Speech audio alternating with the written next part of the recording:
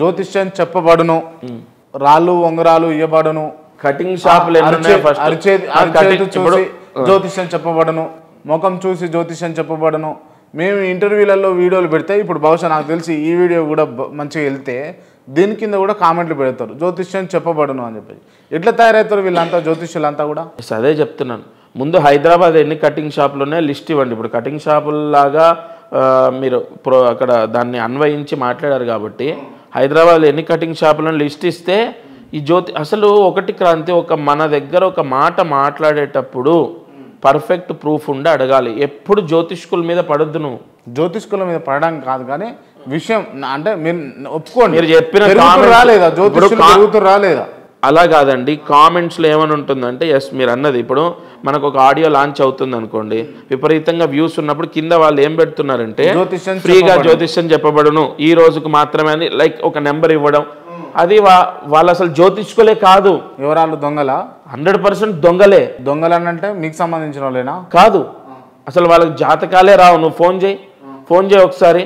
మేషరాశి తర్వాత నెక్స్ట్ వచ్చే రాశి ఏంటో కూడా తెలియదు వాడికి. మరి ఏం చెప్తాడు? ఏం లేదు, 500 ఫోన్పే చేయమంటాడు, బ్లాక్ చేస్తాడు నీది అంతే. ఇక తర్వాత నువ్వు ఎన్ని నెంబర్లు చేసినా బ్లాక్ చేస్తారు. వాళ్ళ దగ్గర 20-30 సిమ్ములు ఉంటాయేమో, రోజు ఇచ్చిన నెంబరే ఇవ్వరు. ఇక వాడి చరిత్ర మనకేం తెలుస్తుంది? వాడు దొంగ అని మాత్రం తెలుసు. ఏ స్థాయిలో దొంగ ఎట్లా ఫ్రాడ్ చేస్తున్నది మనకు అంత అవగాహన ఉండదు. బట్ వాళ్ళు జ్యోతిష్కులు కాదు. అండ్ ఇంకొకటి జ్యోతిష్యం ఎప్పుడు జ్యోతిష్యం మీద పడక క్రాంతి. జ్యోతిష్యం అనేది ఎంతోమంది మనోధైర్యానికి కారకత్వం వహిస్తుంది. ఆ మనోధైర్యాన్ని అడ్డు పెట్టుకొని మీలాంటి వాళ్ళు బాగా సంపాదిస్తారు అని అంటే అనుకో అంట. ఇంక దానికి మించి నేను నీతో వాదించగలనా?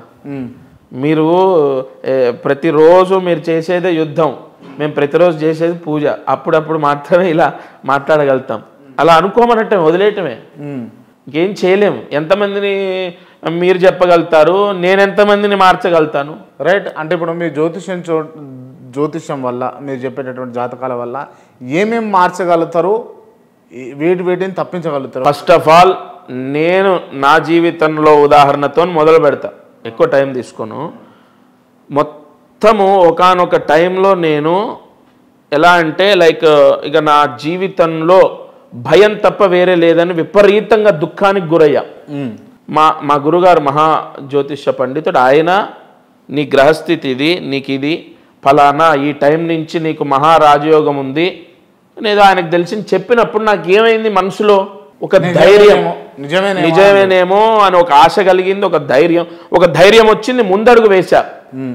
అలా అనేక మంది నా క్లయింట్స్లో నేను ఇవాల్టికి కూడా ఒక అపాయింట్మెంట్ 30,000, ఒక అపాయింట్మెంట్ 25,000 అలా ఏం తీసుకోలే. నీకు ఎన్నో ఇంటర్వ్యూస్ చెప్పాను, మళ్ళీ చెప్తున్నాను, 2008 నుంచి అదే 1000 రూపాయలు. నా క్లయింట్స్లో కూడా ఫస్ట్ వాళ్ళకున్న బాధ విముక్త. జ్యోతిష్యం అనగానే నీకు ప్రస్తుతం ఏలినాటి శని ఉంది, నీ బండి ఇగో ఇలా యాక్సిడెంట్ అవుతుంది, లేదంటే ఇది అవుతుంది అని భయపెట్టను.